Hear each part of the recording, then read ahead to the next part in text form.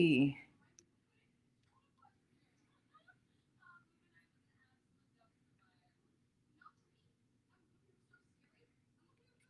Turn it down.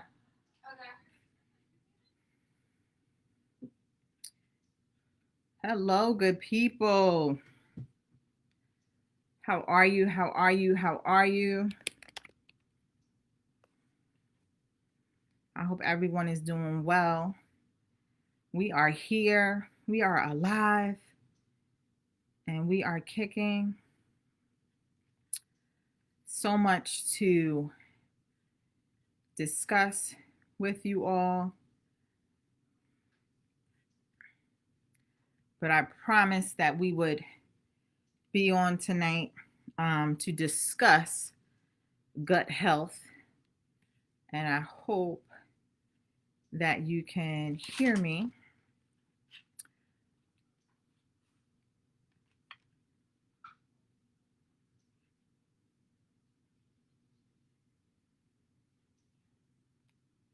So let me know if you can hear me. I'm just kind of checking the systems here, making sure everything is a go, because had a serious power outage. I don't know what is going on. I don't know if anybody in my area had a power outage. But the internet was really, really, really lagging in my last call. So I'm hoping that you all can hear me now. And let's get started. We are going to be discussing tonight. Hey, Stephanie, darling, how are you? We are going to be discussing tonight gut health. Gut health. Gut health.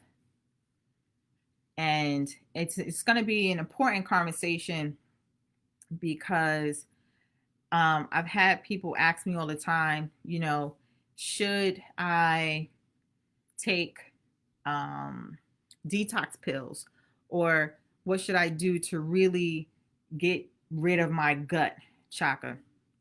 And let me just break down for you some things to know about your gut and how your intestines actually function, and the foods that you eat and what happens on the inside of your body.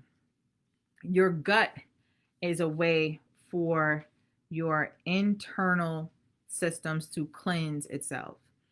And many times the poisonous foods that we eat attach to our intestines, and that gives us bloating, gas, indigestion, and over time those poisonous items that attach to our intestines become diseases, right?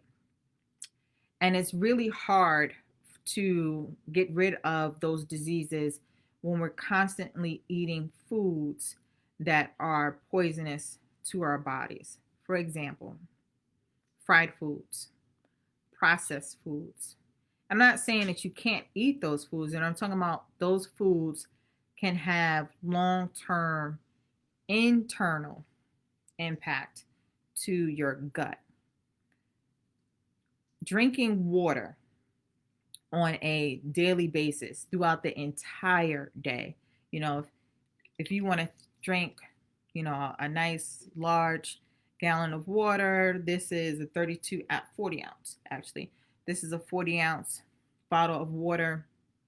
Or even I drink like the large gallons of Essentia, about 2 to 3 of those every single day, will help flush out the toxins that are in your body. So should you or could you actually take a detox pill or a liver detox? You absolutely could. You absolutely could. You could. But would those are those things dangerous to your body? Yes. Over time they are. Because you can actually create a colon that is overactive. You can overstimulate your colon by continuously taking those detox items. And that's something that you don't want to do. You want to make sure that you have a healthy colon moving forward. So let's just continue to talk about our gut. So I did some research on gut health and wanted to talk about like 7 signs of an unhealthy gut. Ugh. Ugh.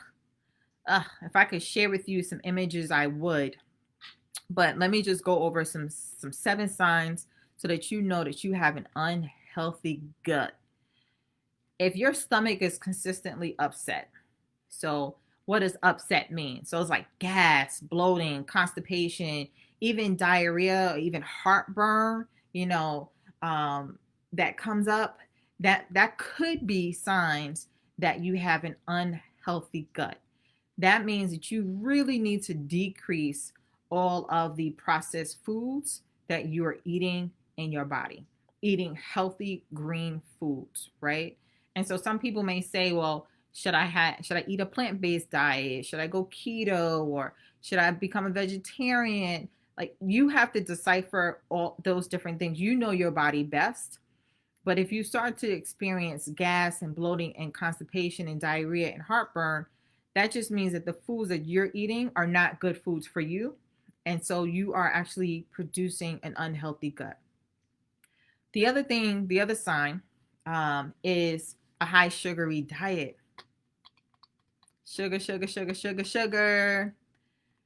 Having a diet that is consumed of processed foods will actually increase your abilities, or increase your chances of becoming a diabetic, guys. And we can actually reduce the number of people who have diabetes just by changing our diets. So decrease the amount of processed foods that you're eating. Try and create a balance. Yeah, you can have, like, my thing. I talk about it all the time, like M&Ms. Those are my thing. That's my thing. Peanut M&Ms. That's my thing. Or Oreos. Like, that's my thing. But I also know that too much of that in consumption is really not good for me. And it's really not good for anyone. And those are refined sugars. So you really, really, really want to make sure. Hey, Janet. How are you, darling? Thanks for checking in. I appreciate you. So make sure that you are not eating high sugary foods, processed foods, because those foods can actually be linked to inflammation in your body. Let me give you an example. You ever realized how if you ate something that was high in sugar, that your ankles swell up? Or your knees, your joints? What about your wrist? What about your fingers? You can't put that wedding ring on, or any ring for that matter. Or your wrist, that watch. Now you have to take off a link, right? Because your wrist has become too swollen. That's how you'll always know if you're eating something that has given you inflammation of in your body. So make sure that you're watching for that, because that inflammation can lead and can be a precursor to a number of diseases and even cancers, guys. Okay. The next thing that I want you to pay attention to is unintentional weight changes. So if you are, you're very welcome, Janet. I'm hoping I'm motivating everybody. It's important for us to stay educated and motivated in this space. So if you're seeing unintentional weight changes, gaining weight or losing weight without making any changes to your diet or exercise habits, may be a sign of unhealthy gut. Any changes in weight, gaining or losing weight without making changes, that's the key. Without making changes to your diet or exercise habits, may be a sign of an unhealthy gut. The other thing to make mention of is your sleep habits and being constantly fatigued. I don't know about you, but if you eat too much processed foods and fried foods, you're going to be like a lump on a log. You're not going to want to do a daggone thing. And that is not good. Food is supposed to fuel your body, not deplete you, not make you have the itis. So even though it's good comfort food at times, in moderation, but consistently, it is going to produce an unhealthy gut for you. So the other thing too is skin irritation. Many of us will develop skin conditions like eczema. That's related to your gut. Oh my God, Chaka, eczema is related to my gut? Absolutely. Absolutely. What you eat, it will come out in your skin. It will come out in your skin conditions and even in your body odor. Okay? So please be careful about that. Here's something that I found that I learned that it just blew my mind. And when I saw the visuals, I don't want to share visuals with you guys tonight, but when I saw the visuals, it was like the leaky gut. Ugh. Ugh. Oh my gosh. Having a leaky gut is a serious health condition that you immediately need to seek medical condition for, because that means that your internal intestines are not functioning at the full capacity that they should be. All right. Autoimmune conditions you can develop if you have an unhealthy gut. The inflammation I talked about earlier, that's when your body will start to attack itself. When your body has autoimmune diseases. And guys, listen, during this COVID time, we need to develop healthy bodies in order to fight this virus. Those individuals who have been able to fight the virus are those individuals who have been able to develop or have had a strong immune system.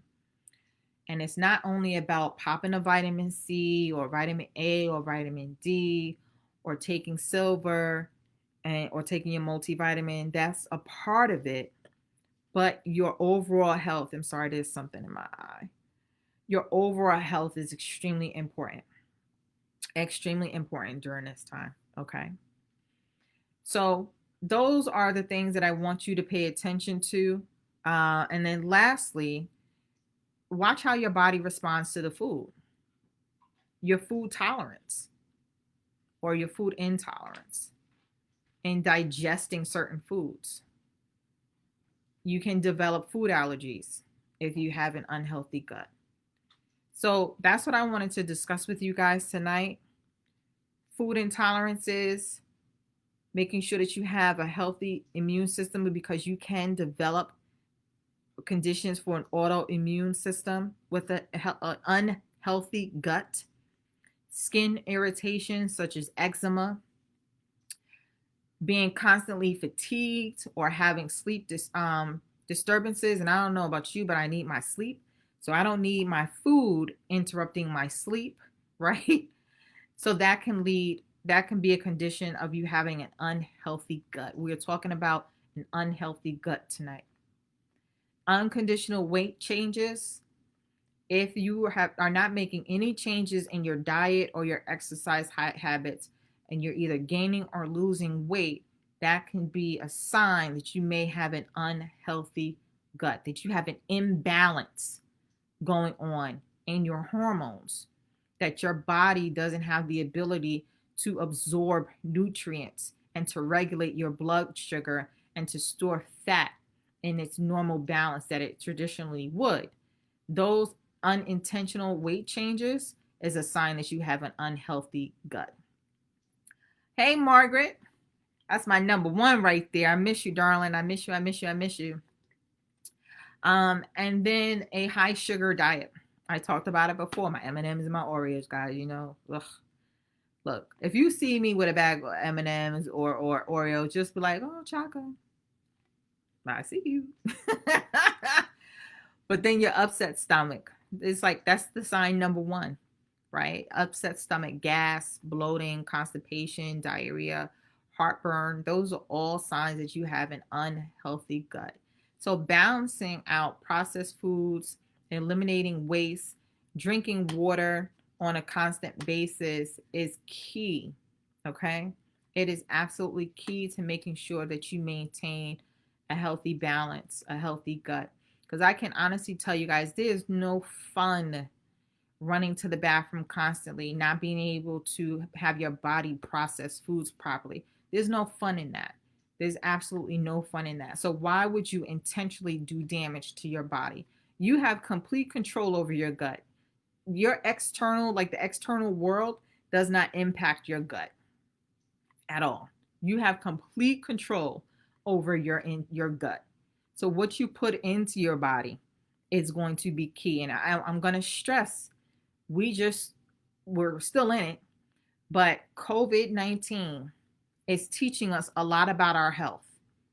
It's teaching us that we need to move. I say it all the time. I say it here in my original FitMac page. I say it in my private Facebook fitness group page. Movement is medicine. Movement is medicine. And, I'm even demonstrating myself, even though I'm a certified personal fitness trainer, just sometimes the minimal things, because everyone can't get in the gym or lift weights or anything like that, but walking. Like I have a walking partner, and 3 days a week, we walk 5 miles. Do y'all know how long 5 miles is? And to walk 5 miles 3 times a week at a fast pace, I might add. We're not shucking and jiving. We're not like humming along. No, we're like moving, going, like sweat is just pouring off of us. And we're at an hour and 15. I think we're at an hour and 20 minutes right now. We're trying to get down to an hour and 15 minutes is our goal. When we started, I think we were at like an hour and 40 minutes when we started, and now our bodies are getting used to like walking immediately at a fast pace. But we're creating a balance. We're creating an internal balance within our bodies by doing that. So find your niche, find what works for you. And we're just walking a track. We walk that thing. We hit our benchmarks and our mile points, and movement is medicine. So remember that it is key during this COVID season. If you learn anything about COVID, know that you have complete control over your immune system. What you're doing right now is going to really make a difference for your survival. I can't stress that enough. And I want to see you all survive. We lost way too many people these past couple of months. Way too many people. So I want you all healthy, okay? So keep those guts strong. Movement is medicine. I am here to support you. I am here to help you along the way. My gym, we open back up on July 1. And yes, I will be doing personal training for folks one-on-one. At the gym, we have a private studio. We're small. We're able to keep everything clean and intact.